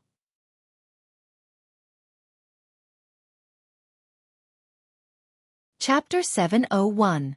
Azrael's question made Wuming fall into deep thought. To tell the truth, Wuming had no idea what to do with the Skywings' next course of action. It was none other than the fact that the Skywings had all been summoned at the Berserker rank. Azrael and Gopril were still able to maintain their rationality because their strength was among the best among the Skywings. The other Skywings did not have the same strength as Azrael and Gopril, which meant that the ordinary Skywings were unable to maintain their rationality while in the Berserk state. The proof was that the Skywings had only been in the air for a short while before becoming restless. This completely proved that the ordinary Skywings were unable to completely resist the effects of the Berserk state. As such, the Skywings who had lost their rationality truly became weapons of war and could only follow the orders of others. Wuming sighed. To be honest, he would rather the Skywing species not be Berserker. He would rather not have the attribute bonus from Berserk. What he wanted were rational helpers, not weapons that completely obeyed his orders. It was also Wuming's fault for not making the necessary preparations, which resulted in the Skywings being summoned as Berserkers. However, the Berserker class was quite compatible with the Skywing species. Without deliberately choosing a class, the Skywing species were collectively chosen as Berserkers. It could only be said that the Skywing species were indeed worthy of being called weapons by the other races. In short, although Wuming was somewhat dissatisfied, the Skywings were rather satisfied with their current ranks. The most typical example was Gopril, who was standing in front of Wuming. Hey, Master. Aren't you going to find that Sun King? Why don't we just kill our way over there? How about it? Gopril excitedly egged on Wuming. Little Gopril, Master has his own plans, meow. Azrael retorted. Azrael was not wrong, but Wuming's plan was ruined when he learned that the Skywings were all Berserkers. Well, what does it matter? Plans can be changed. Gopril looked at Wuming with a bright smile. Let the other Skywings be on standby in Abanthe, Wuming suddenly said. That means... Azrael seemed to have understood something. We have a mission, right? Gopril excitedly flapped her wings, white feathers flying everywhere. Wuming nodded, which made the two Skywings very happy. To the Skywings, fighting was their way of survival. In the beginning, Arceus created the God-Slayer weapons known as the Skywings only one goal: to kill himself. Unable to find an opponent, he could only rely on himself to kill himself. But even Arceus would choose the path of suicide. Thus he created the Skywings were. It was very funny, right? Arceus did not create the God-Slayer weapons to kill other gods but to kill himself. This might be laughable in the eyes of others or even other gods, but in Wu Ming's eyes, it was a matter of course. Up until now, Silent Wonder had met many people and visited many worlds and places. He could understand Arceus' unparalleled loneliness. It was precisely because of this that Arceus had used all his strength in his battle with Wu Ming, not holding back. The result was naturally Arceus's defeat. Even if he had to pay the price of death, Arceus would accept it because he had fulfilled his wish. However, the Skywings did not. Although Arceus's goal in creating the Skywings was to kill himself, to his surprise, the Skywings did not have the power to kill him. As for the Skywings that were born from the broken wings of the god of war, Arceus, they only had two goals after they were born: loyalty and battle. The ultimate goal of the Skywing species was to obtain victory for their master, Arceus, through constant battles and personally offer him the Star Cup. As for where they would go after the battle, they had never thought about it. As long as Arceus was around, there would be no problem. However, Arceus had been killed by Wu Ming. Cough, cough. It could not be said that he had been killed by Wu Ming. That was the path Arceus had chosen. He had chosen to fight Wu Ming with his life, even though he had never won against Wu Ming. Arceus was satisfied. He had finally been defeated, although the price was death. Although the Skywings could not fulfill Arceus's wish, at the very least, the Skywings were Arceus's kin. Arceus and the Skywings still had a relationship of subjects. Thus, Arceus, who understood the Skywings, prepared a way out for them. Knowing that he was about to die, Arceus entrusted the Skywings to Wu Ming. Arceus knew very well that if the Skywings lost him, they would have no one loyal to them. If Wu Ming obtained victory, the Star Cup would definitely fall into his hands. If the order of the world was reset, the Skywings would very likely lose their right to fight. This was because the new world would no longer be allowed to be destroyed by force. As such, the Skywings would lose their reason to live. Unlike Arceus, the Skywings would definitely choose to commit suicide after losing their reason to live. It was like a swarm of bees losing their queen or a swarm of ants losing their queen. Those who had been willing to be subordinates for a long time and were used to following their superiors' orders would be at a loss and have nothing to do once they lost their superiors. This was the case for humans and animals. A simple God-Slayer weapon would naturally be scrapped after losing its user. Thus, Arceus entrusted the Skywings to Wu Ming, an enemy that Arceus liked. After that, Arceus left in satisfaction, and the Skywings gained a new lease of life because of Arceus' final order. Whether it was that Wu Ming had replaced Arceus as the pillar of support for the Skywings, or that Wu Ming had only respected Arceus and pitted the Skywings, in any case, the Skywings and Wu Ming were now inseparable. After the Skywings collectively swore their loyalty to Wu Ming and signed a dependent contract, Wu Ming treated them as his own. To put it bluntly, if Arceus suddenly came back to life and wanted to take the Skywings, Wu Ming would probably not agree. Of course, even if Arceus came back to life, he would not do such a thing. Although Wu Ming and Arceus had only interacted in that battle, Arceus was too easy to understand. Thus, Wu Ming believed that Arceus would not do such a thing. Shaking his head, Wu Ming stopped thinking about this matter and instead looked at Azrael and Jillian, who were quietly waiting for him. Azrael, go and support Tachika and the others. Wu Ming began to give orders.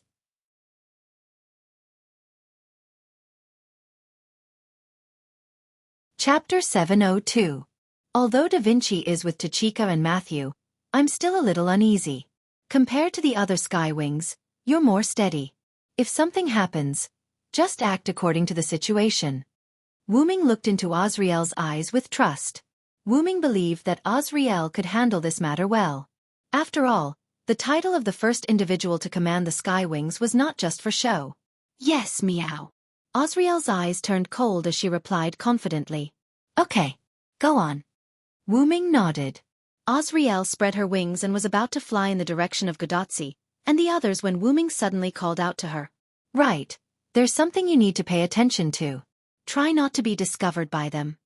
Wu Ming extended a finger, indicating the importance of this matter. Azriel was taken aback, but she quickly reacted and nodded. From the moment she descended into this world as a servant, Azriel could tell that the orange-haired woman had an unusual relationship with her master.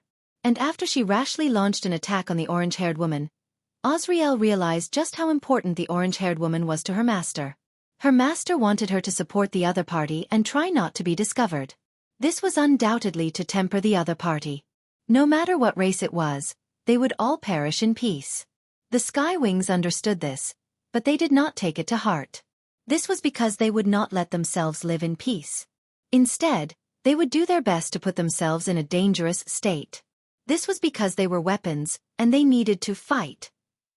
Although the information was not complete, Azriel understood that while the orange-haired woman was very weak, the other party was not ordinary.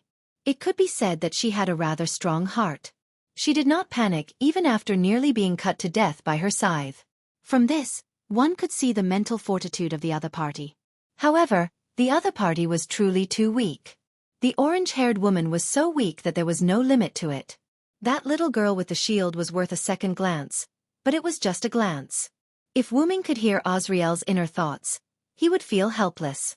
Whether it was Gudatzi, who was the master, or Matthew, who was the servant, they had done their part and reached the height they should have reached. It was already a miracle that Gudatzi, who had no knowledge of magic and was only forced to come here to make up the numbers, had made it this far. If other magicians were to be the master, they would have fallen at some point. There was also Matthew. As a human who accepted the power of a servant and became a subservient, Matthew's strength at the moment was already a second-rate servant. To be able to reach this level as a subservient, no one else would be able to do it. The reason why they were able to persevere was not because of their powerful strength, but because they were more determined than anyone else. Because of the beauty and strength of the heart, Gudatzi met servants who were willing to help her and helped her break through the difficulties. Because of the tenacity and perseverance of the heart, Matthew's shield was able to block all attacks on Gudatzi, because Galahad's shield was completely in line with Matthew's characteristics. As long as the heart was firm, the shield would not be broken. This was the special nature of Galahad's shield, which made the shield in existence comparable to Artoria's absolute defense. Avalon and Wu Ming were invincible armors. This was the power of the heart. However, in Azriel's view, it was not enough to have a strong heart. Gudatzi and the others were still very weak. Therefore, it was normal for Azriel to say that they were too weak. After all, Azriel was a godslayer. In the eyes of the godslayer Sky Wings, whether it was Gudatzi or Matthew, they were too weak. Just as Matthew had thought before, if Azriel had slashed Matthew's shield a few more times, Matthew's shield would probably have fallen out of his hands. And if Wu Ming had not intervened, Azriel could have teleported behind Gudatzi and beheaded her, and she would have done it so quickly that Matthew would not have been able to react. In the eyes of the strong were respected Sky Wings, weakness was the original sin. The forest elves were too weak, so Azriel's sky strike destroyed their capital. Humans were too weak, so the aftermath of the battle between a dozen races and the various gods of creation led them to the brink of extinction. The other races were too weak, so they were suppressed by the Forest Elves Alliance, the Goblins Alliance, and the Sky Wings. Meanwhile, Arthu was too weak, so he had indirectly died at the hands of Wu Ming, and the Sky Wings had been entrusted to Wu Ming. In the eyes of others, Wu Ming could have rejected Arthu's request and exterminated the Sky Wings with the intention of eliminating them by the roots. However, Wu Ming did not do so. Instead, he complied with Arthu's wishes and chose to take the Sky Wings under his command. To put it bluntly, the reason the Sky Wings had submitted to Wu Ming was not only because of Arthu's dying wish, but also because they were too weak. Again, weakness was the original sin. And it was precisely because they were weak that Gudatzi and Matthew needed to be tempered. It was also because of this that Wu Ming had instructed Azriel not to expose herself as much as possible. No matter who it was, the strength of their companions would often encourage them to slack off. Only when they were cornered would they go all out, and only when they went all out would their potential be stimulated. It was precisely because Gudatzi would always be in a cornered situation that she would always put her life on the line, and this spirit infected many of her followers, making them willingly follow Gudatzi. However, there was another saying that was very good. How can a person's shoes not get wet when walking by the river? Gudatzi would always be in a cornered situation, so if she went all out, it would be very easy for her to fail. In order to avoid such a situation, there was only one way. That was to make Gudatsi more and more accustomed to the situation of being cornered, and gradually reduce the level of cornered to the level of sudden events, so that he would not have to risk his life to pass every time. As such, Azriel understood Wu Ming's intentions very well. Yes, master, I understand, meow. Azriel looked into Wu Ming's eyes and nodded. Then magic surged, and she flapped her wings and flew into the distance. Watching Azriel leave, Wu Ming looked at Giliel. Is it my turn, master? Do I have a mission? Giliel excitedly pulled Wu Ming's arm. If it's Giliel, why don't you take a guess? Wu Ming smiled mischievously. Could it be the Sun King who attacked the desert? Giliel instantly said. Based on the available information, their current enemies were only the East and West, and the East enemy had been handed over to Azriel. So, if she was the one, it should be the West enemy, the guy who added the Sun King. You guessed right. Wu Ming nodded. However, before Giliel could cheer, Wu Ming's next sentence made her expression freeze. But it's with me.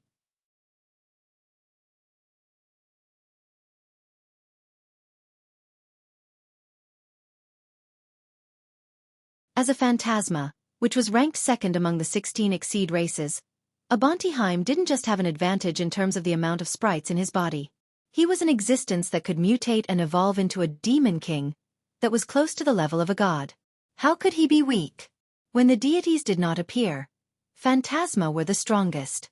Therefore, when Arthas did not appear, the Skywing breeds in Arthas' camp were not the strongest.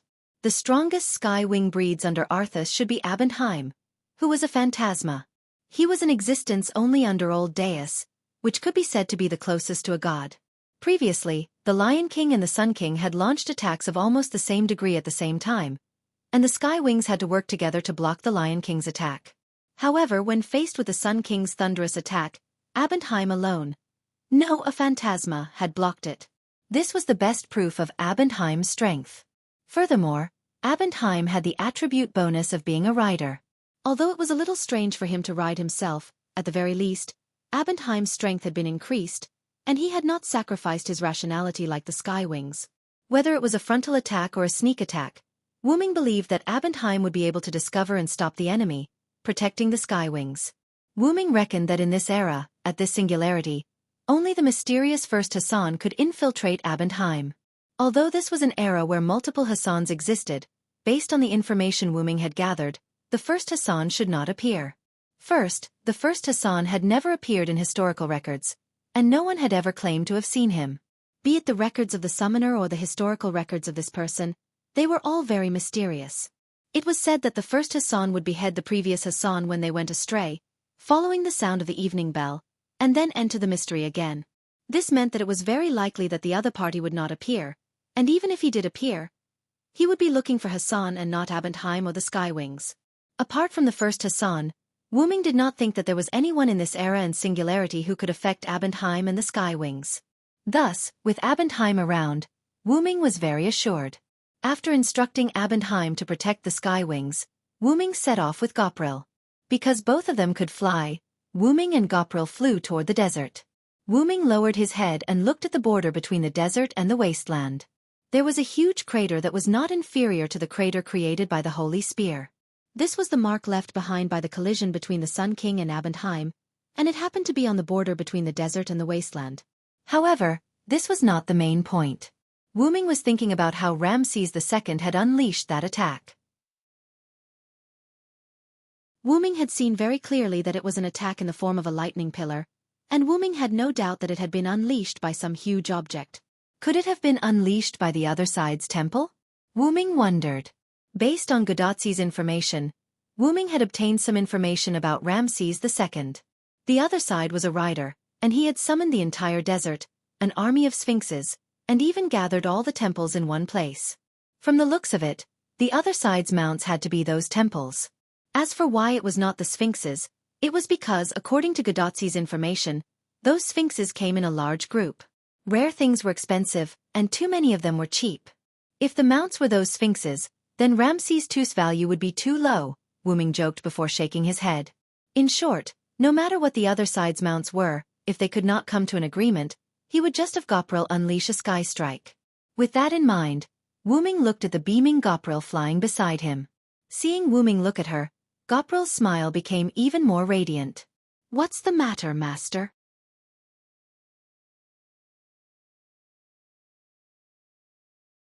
Chapter 704.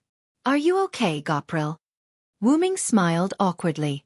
Wuming felt that his joke just now had made Gopril unhappy. Gopril originally thought that she could go alone, but in the end, she had to go with Wuming. How unpleasant was that? It was like a parent agreeing to let you go out and play with your friends, but in the end, when you were playing with your friends, the parent was sitting next to you. How restrained was that?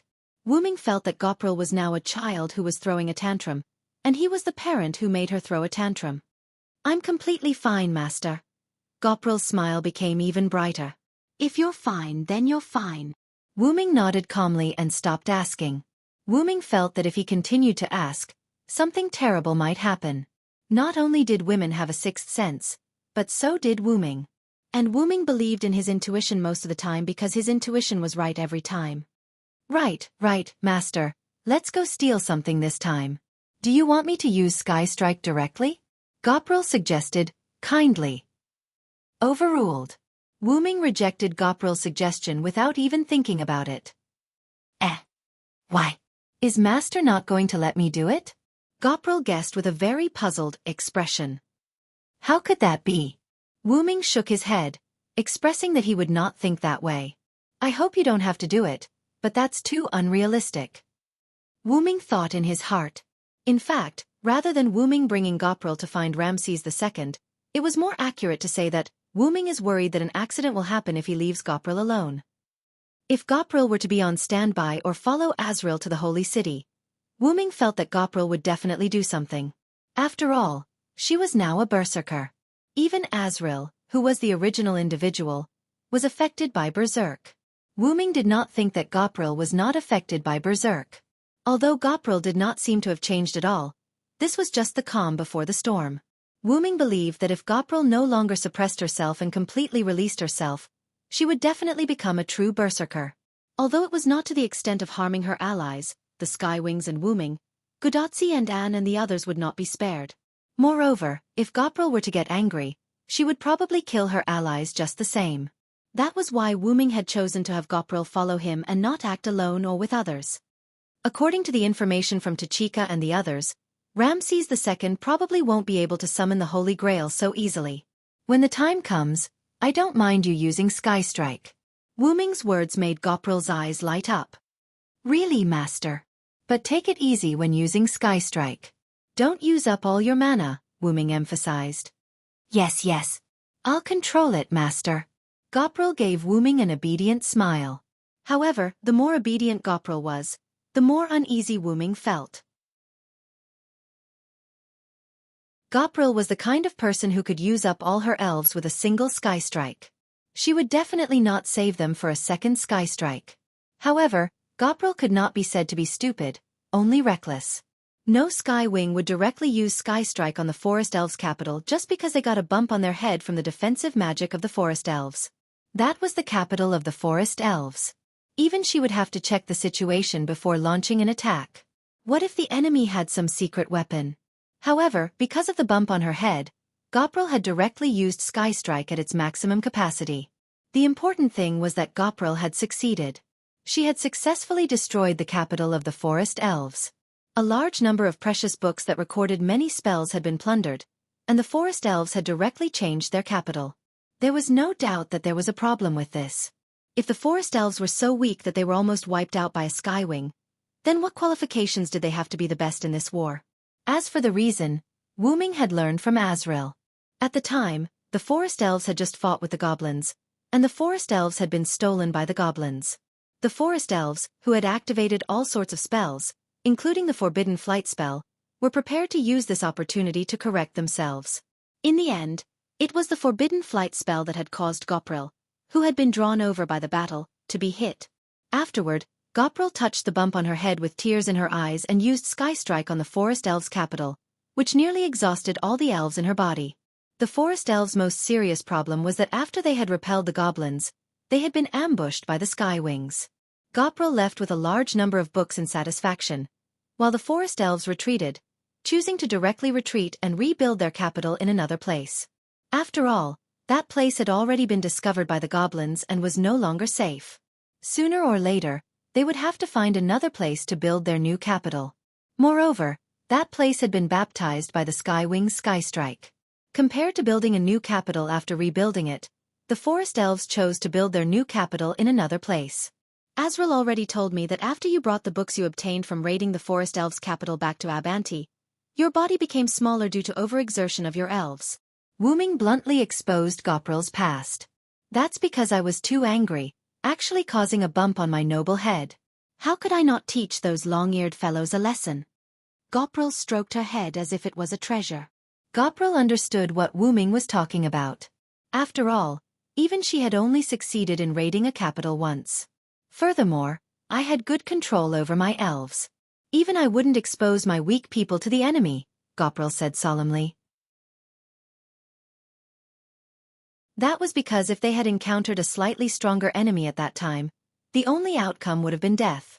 While it was true that the Skywings were weapons, they would not fearlessly throw their lives away. Thus, the Skywings would basically not let themselves exhaust their energy and turn into children, or rather, they would do their best to avoid that, except for Goprel. Whether it was healing injuries or recovering energy, only Goprel would frequently use it.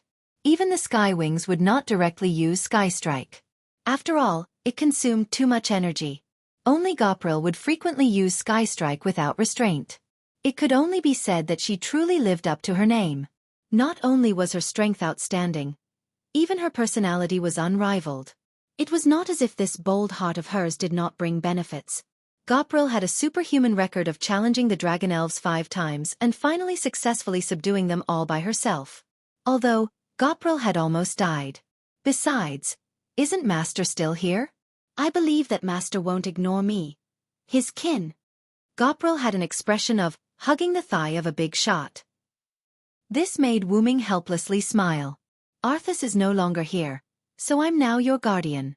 Whether it's you or the other Skywings, you'd better be careful. I don't want to see your numbers dwindle so soon after Arthas entrusted you to me. After Wuming said that, he gave Goprel a knock on the head. Ouch! Goprel's eyes were filled with tears. Wuming helplessly shook his head. Goprel was clearly faking it. He had not used much strength, but this could be considered giving Wuming face. Afterward, Wuming increased his speed, and without turning his head, he said to Goprel, who was hugging her head with tears in her eyes, "Hurry up and follow me. If you're too slow, I won't give you the chance to use Skystrike." Sure enough, Jillian instantly smiled and spread her wings, catching up to him. Yes, yes, Master.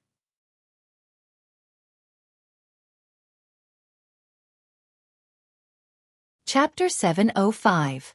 Due to the increased flying speed, Wuming and Goprel soon entered the desert area. Perhaps the Sun King knew that Wuming was coming, but a sandstorm suddenly appeared in the desert where the weather was not bad. Moreover, this was not an ordinary sandstorm. The magic power contained in it was enough to easily crush an ordinary human body. With that, Wuming was even more certain that it was caused by the Sun King. As for the reason, Wuming did not think that it was because of expulsion, but because the power of the sandstorm was too weak. Perhaps it was because Wuming and Goprel flew in, and the Sun King's goal was to force Wuming and Goprel to land. However, Wuming did not want to buy it because he had no intention of obtaining the Holy Grail peacefully, and there was no need for it. In the sandstorm, Wuming and Goprel were still flying. Apart from being a little blurry, the sandstorm did not hinder Wuming and Goprel in any way. Goprel only needed to keep magic power around her body to isolate the sandstorm from her body. Wuming was even more simple and crude. He only laid out a layer of psychic power around himself. Wuming also tried to break the sandstorm, but every time he did, a new sandstorm would appear in a few seconds. In addition, after entering the desert, Wuming had a feeling that he had entered someone else's territory. Therefore, Wuming guessed that the entire desert was likely under the Sun King's control. But judging from the fact that the Sun King only summoned the sandstorm in the desert area, the Sun King's control might not be strong. The reason was unknown. Right. Wuming also vaguely saw something similar to a sphinx in the sandstorm. That should be the sphinx mentioned in the information provided by Gudatsi. But every time Gopril unwillingly broke the sandstorm, the Sphinx would disappear without a trace. Only when the sandstorm was summoned again would the Sphinx reveal a trace of their figure. After Wu Ming broke the sandstorm for the first time and saw that the sandstorm was summoned again in a few seconds, he no longer bothered to deal with the sandstorm. However, Gopril refused to give up and kept trying. Although she was also interested in the Sphinx, Wu Ming felt that it was more due to Gopril's character and the influence of the berserker. Although Gopril failed every time, Gopril was so angry that she almost released Sky Strike. If Wu Ming had not stopped her, she would have been in a stalemate with the sandstorm until her mana ran out. Just like that, accompanied by the sandstorm, Wu Ming and Gopril flew toward the location of the central shrine provided by Gudatsi. This hateful sand is really annoying. Gopril gritted her teeth and followed behind Wu Ming. The sand rolled up by the sandstorm was like raindrops that constantly slapped against the mana released by Gopril. This made Gopril, who was helpless against the sandstorm, very frustrated. You have to learn to calm down. I won't let you change your habit of loving slaughter. Not to mention, you who love slaughter need to be calm because once you lose your cool, it means that you have lost half the battle. So you need to calm yourself down quickly, Wu Ming said to Gopril without turning his head. Although Wu Ming was not against slaughter, he did not like it, either. Moreover, Wu Ming, who was used to living a peaceful life, was gradually moving closer to not liking slaughter. Besides, if you use your mana recklessly because you're frustrated, when your mana runs out, you'll have to leave. You don't want to leave immediately after arriving in another world, right? You won't be able to enjoy anything like that. Wu Ming scared Gopril. Humph. Isn't there still a master? After I arrived in this world, I received some strange information. A master can replenish a servant's mana. With a master here, how can I leave? Gopril had an expression that said, this way, it won't matter even if I casually release Sky Strike. Indeed, because there were too many Sky Wings, Wu Ming could not continuously supply mana to them. To put it simply, he had cut off the mana supply link. However, if the Sky Wings ran out of mana, Wu Ming still had a way to supply them with mana. All he had to do was open the mana supply link. After all, Wu Ming was the master of the Sky Wings. Although the mana supply contract was not connected, the master-servant contract still existed. As long as there was a master-servant contract between the Sky Wings and Wu Ming, the Sky Wings would not disappear. As such, Wu Ming could take the initiative to open the mana supply link and provide the Sky Wings with mana. That's the case, but I can also choose not to provide you with mana, Gopril. Wu Ming smugly smiled. Why is it like this, master? Gopril's expression instantly turned sullen. She did not think that Wu Ming was joking. She had a feeling that if Gopril really used her mana recklessly and left due to a lack of mana, Wu Ming would definitely not provide her with mana. Right after that, Gopril's expression changed once more. But I'm really annoyed. Although these annoying grains of sand can be crushed like flesh, they can always regenerate. It's really annoying. Gopril tried to act cute. After all, Gopril was not Wu Ming. If even Wu Ming was a little dissatisfied, there was no need to mention Gopril. She did not have that kind of patience. Moreover, Jillian was currently a berserker. Berserk was constantly affecting her. However, even if Gopril was not affected by berserk, she would still be so irritable. After all, she was the alien Gopril that gave the Sky Wings a headache. Then close your eyes and don't look. Just fly straight ahead, Wu Ming very irresponsibly said. Master is bullying me. I'm going to complain to Azrael. Wu Ming did not say anything else. He felt that it might be because he had been very kind, which led to Gopril's reckless behavior. Although Wu Ming did not find it annoying, there were times when Wu Ming felt a headache coming on because of Gopril. However, there was nothing he could do about it. Aside from Gopril, the other Sky Wings treated Wu Ming with respect, not showing any signs of dissatisfaction or enmity. Thus, Wu Ming did not need to appear very fierce. Gopril was the only one who treated Wu Ming very casually, and Wu Ming could not be bothered to get angry. Thus, in such situations, he would just ignore Gopril. Master up ahead. Wu Ming was a little distracted as he wondered if he should change his attitude. Gopril's voice brought Wu Ming back to his senses. Looking up ahead, Wu Ming saw that there were quite a few Egyptian buildings not far away, and the sandstorm around them had basically dissipated. In other words, have we arrived?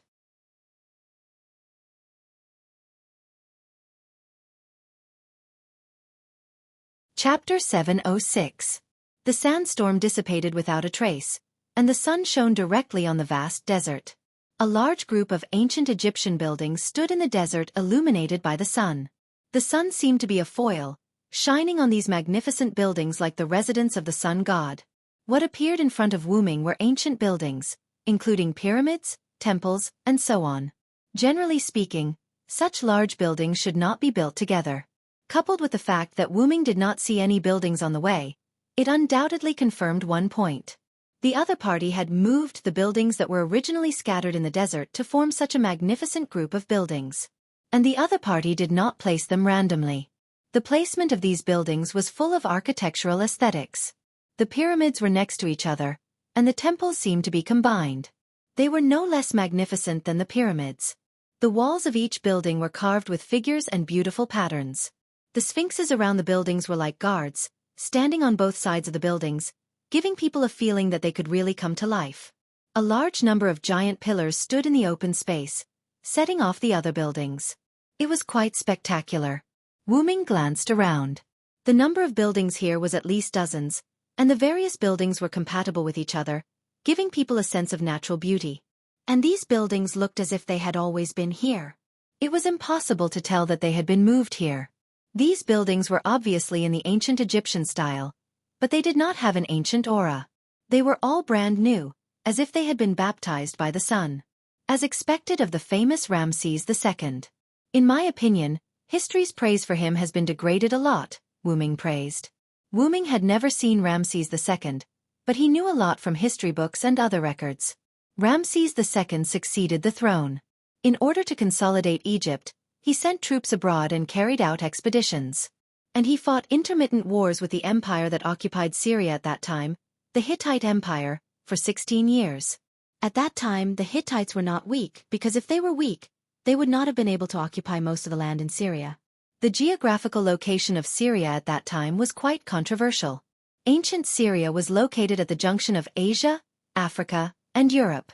It was the central link of sea and land trade. However, the superior geographical location attracted the attention of the surrounding powers, and the ancient Egyptian kingdom was even more interested in it. However, since the Hittites were able to occupy most of Syria, their strength was needless to say. Ramses II, who was able to fight a war with the Hittites, was not weak in terms of military strength. After concluding a peace treaty with the Hittites, Ramses II used his own talent and communication to bring ancient Egypt to its peak. As a pharaoh, king of gods, he loved the people and the people loved him. After Ramses II died, people worshipped him as the incarnation of the sun god Ra. Although he claimed to be the incarnation of the sun god when he was alive. Although ancient Egypt immediately fell after his death, this did not hinder Ramses II's great achievements. In addition to these, Ramses II was also quite accomplished in the art of architecture. He had built many temples and rebuilt many of his predecessors' buildings, including temples, grottos, mausoleums, pyramids, sphinxes, and so on. He added bricks and tiles to those ancient buildings, making them more artistic. In the last 30 years of his life, Ramses II built a large number of shrines like crazy.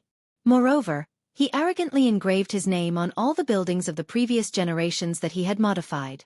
What was even more serious was that he had randomly changed the monuments and portraits of people to his own, trying to claim the achievements of the previous generations of pharaohs as his own. Wu Ming estimated that it was for these reasons that Ramses II could have such a magnificent complex of buildings. In short, Ramses II could be said to be one of the greatest pharaohs in the history of ancient Egypt. Suddenly, a man's wild laughter resounded over the entire shrine. Ha ha ha ha ha, good, very good, Silver Knight. Praise me to your heart's content, ha ha ha ha, the wild laughter continued, making people wonder how much air the man had in his lungs. This laughter is probably Ramses II, Wu Ming said to Giliel, who was flying beside him. Perhaps only Ramses II would laugh out loud after hearing Wu Ming praise Ramses II. Master, it seems that he's very arrogant. Giliel's eyes glowed red. Calm down, Giliel. Wu Ming pressed his hand, which was enchanted with magic, on Giliel's head and rubbed it a few times. I know. Giliel, who had originally wanted to kill him, instantly calmed down. She hid behind Wu Ming and tidied up her hair, which had become a chicken's nest. Even if she was a sky wing, even if she was a weapon, Giliel was still a young girl. What a joke. Why would a sky wing care about her appearance? The reason Giliel hid behind Wu Ming was that when Wu Ming rubbed Giliel's head, the magic power emitted from his hand hit Giliel's head. That hit was no less than if Wu Ming had hit Giliel's head. As for why he didn't just knock her on the head, since there were outsiders present, he had to give Jillian some face. As for why Giliel hid behind Wu Ming, it was because Giliel's body was slightly stronger. Wu Ming had increased the output of magic power. Thus, Giliel had already suffered a slight concussion. Only at this level could Jillian's crazy mind calm down. After making Giliel behave, Wu Ming looked at the shrine complex below. Sun King, why don't you come out and welcome the guests? Wu Ming's voice was very soft, but because of the magic power, it could still spread throughout the shrine complex. The other party did not reply, but a few seconds later, a figure walked out from the entrance of the central shrine. Wu Ming took a closer look and saw that it was a dark-skinned young girl. Her long hair reached the ground, and she wore gorgeous accessories on her head, body, and limbs. Her revealing Egyptian clothes could only cover her chest and lower body. She held a simple scepter with an eagle's head at the top. Please follow me. Lord Osmens is already waiting in the hall.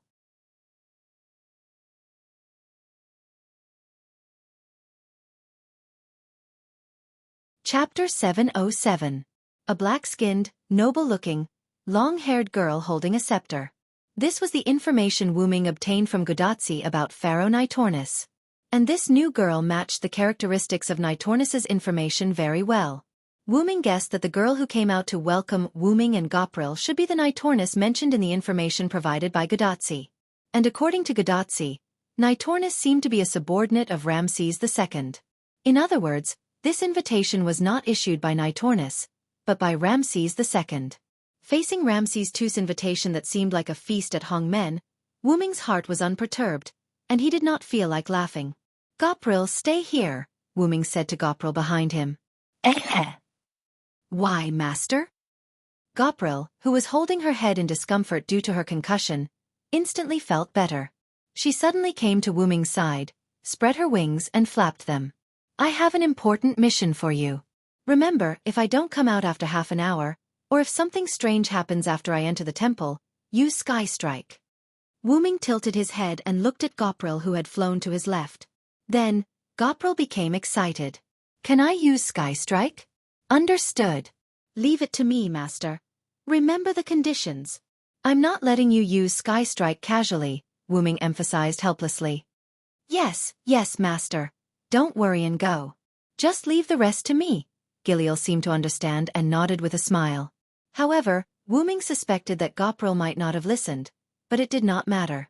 Wu Ming did not expect Gopril to listen. He only needed her to stay outside obediently. Wu Ming was afraid that Gopril and Wu Ming would cause trouble after entering the shrine. The laughter from before was undoubtedly from Ramses II, and through that laughter, Wu Ming could determine that Ramses II was definitely a king comparable to Gilgamesh.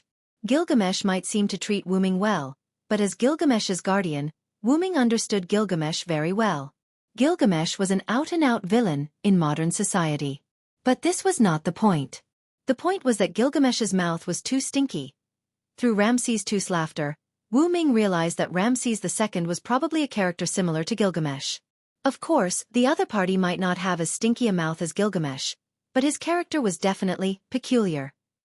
And with Gopril's irritable character and the berserk effect brought about by the berserker rank, Wu Ming judged that Ramses II was a guy who did not get along well with Gopril. Since the other party was trying peaceful means before resorting to force, Wu Ming naturally wouldn't disrespect the other party.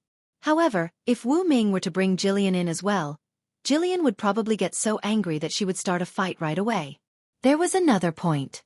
If Wu Ming and Ramses II's negotiation fell apart, then Gopril could act as support and directly attack from the outside. All in all, it was best for Gopril to stay outside. Also, take it easy when releasing Sky Strike. Don't use up all your magic power in one go, Wu Ming reminded. Yes, master, I will pay attention. Looking at Gopril's rather sincere face, Wuming chose to give up. Then, Wuming flew toward the entrance of the great shrine below. Seeing that only Wuming had come over, Nitocris did not have any doubts. A king should talk to a king. What was the point of dragging a subordinate along? Even Nitocris herself was prepared to leave after bringing Wuming to Ramses II's room in the great shrine. "Please follow me, Sir Knight." Nitocris bowed slightly and said respectfully to Wuming.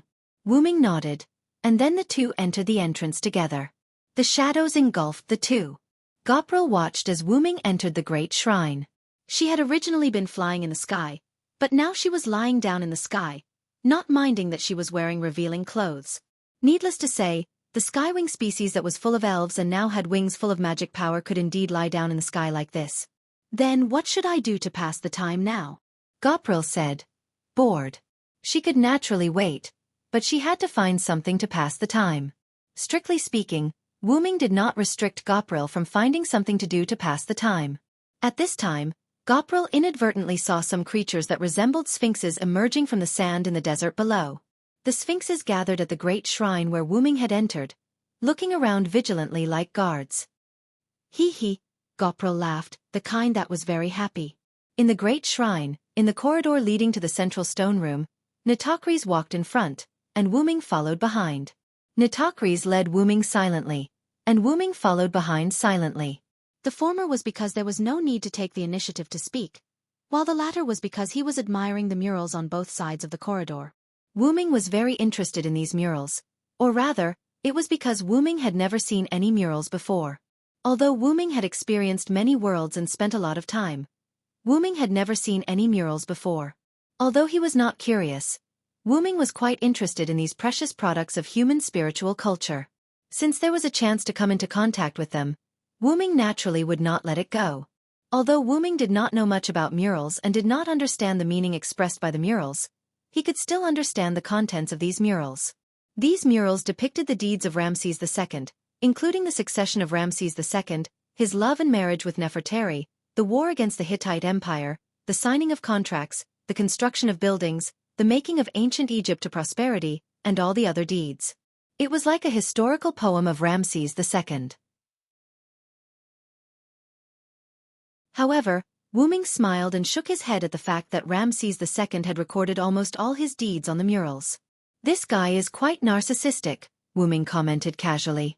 Hearing Wuming's words, Nitocris, who was walking in front of Wuming, suddenly spoke. "It's not narcissism, it's the honor that Lord Osmens deserves." What Nitocris said was reasonable, but Wuming did not care about this. He was more concerned about Nitocris, who had a fate with Gudotsi.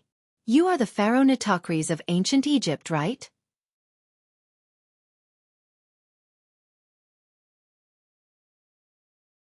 Chapter 708. Her footsteps paused, but she recovered in an instant and continued to lead Wuming forward. "Yes, I am indeed Pharaoh Nitornis. May I know how you know who I am, my lord?" Nitornis appeared to be slightly surprised. After all, she had never introduced herself before. "I met Tachika, and she told me of your existence." Wuming noticed Niticle's pause, but he didn't say much. Instead, he directly told her how he knew Niticle's identity. "The Master of Chaldea," Niticle said lightly, but it seemed that she didn't mean what she said. Wuming could see that Niticles obviously knew Gudotsi, but for some reason, she seemed to have some concerns. It was probably because of her position. Ramses II did drive Gudotsi and the others out of the desert, but this didn't mean that Ramses II treated Gudotsi and the others as enemies. In Wuming's view, Ramses II's various actions showed that he didn't treat Gudotsi and the others who belonged to Chaldea as enemies at all.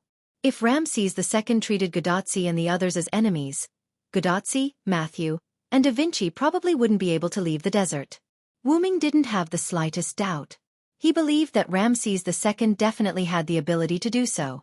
Although Ramses II didn't seem to have much hostility toward Gudotsi and the others, that was only a hidden phenomenon. On the surface, Ramses II, who punished Gudotsi and the others and drove Gudotsi and the others out of the desert, was hostile toward Gudotsi and the others.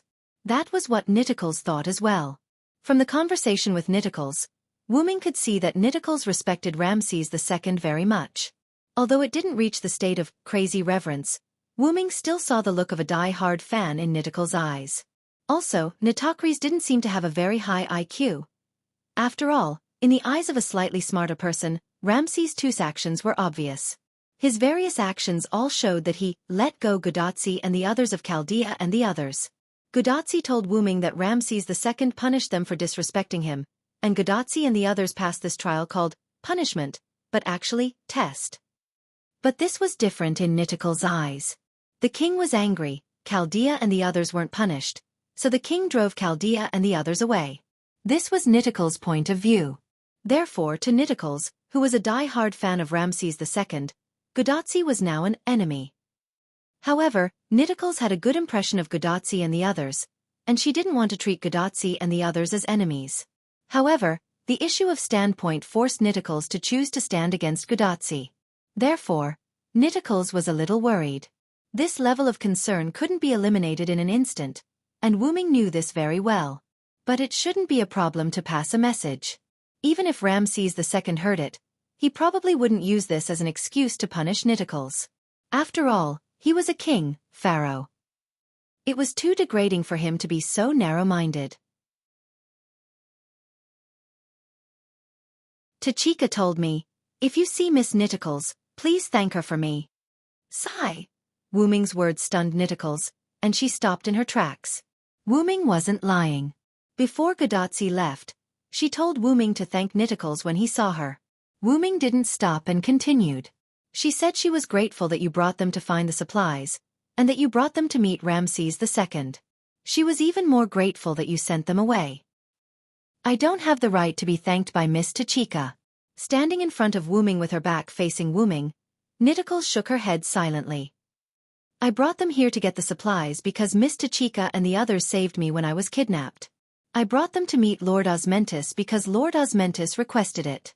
I sent them away from the desert because they passed Lord Osmentis' test, and I only sent them for a short distance.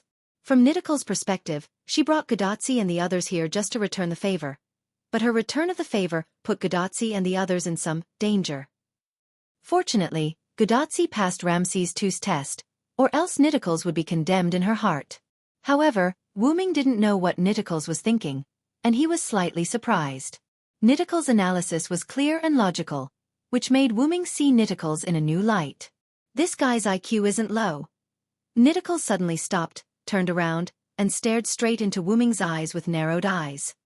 I feel like you're thinking of something rude, Lord. Why would I? Ming shook his head calmly. He had to be thick-skinned. All in all, I'm very grateful for your help to Tachika. Thank you. Ming's words were full of sincerity, which made Niticles a little confused. It's nothing. Niticles shook her head again. Let's go, we're about to reach Lord Osmentis' throne, Niticles said as she started walking. Ming followed.